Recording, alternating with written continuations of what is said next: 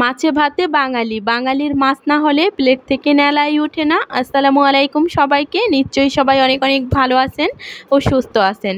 আজকে আমি নদীর বেলে মাছ রান্না করব, তো সেই রেসিপিটা তোমাদের সাথে শেয়ার করব। আজকে আমি বেলে মাছের তেল ঝাল রান্না করব।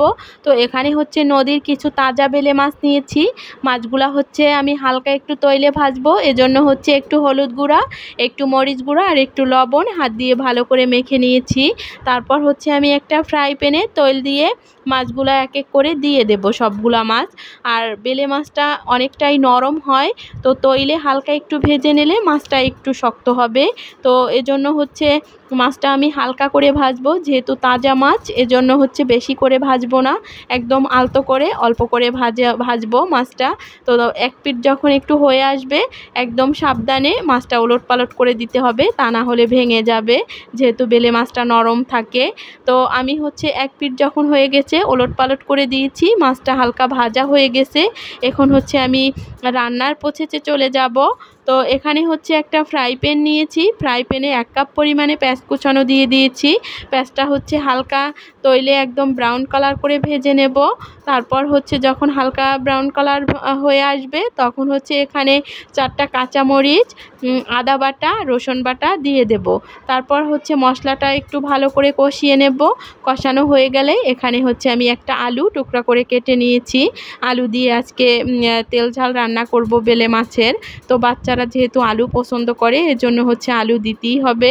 আমাদের মতো কে কে আছে আলু লাভার, আলু ছাড়া আসলে চলেই না। তো এখানে আলুটা দিয়ে একটু কষিয়ে নিয়েছি মশলাটা। তারপর হলুদ গুঁড়া আর মরিচ গুঁড়া আর স্বাদ মতো লবণ দিয়ে দিয়েছি। তারপর একটু পানি দিয়ে আমি মশলাটা একটু কষাবো, যাতে আলুটাও সামান্য পরিমাণে সেদ্ধ হয় আর মশলাটার গন্ধটাও যাতে না থাকে।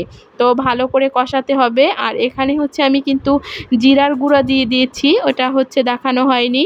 আর স্বাদ মতো লবণ দিয়ে ভালো করে কষিয়ে নেব। যখন উপরে তোলটা চলে আসবে তখন আমার কষানোটা হয়ে যাবে।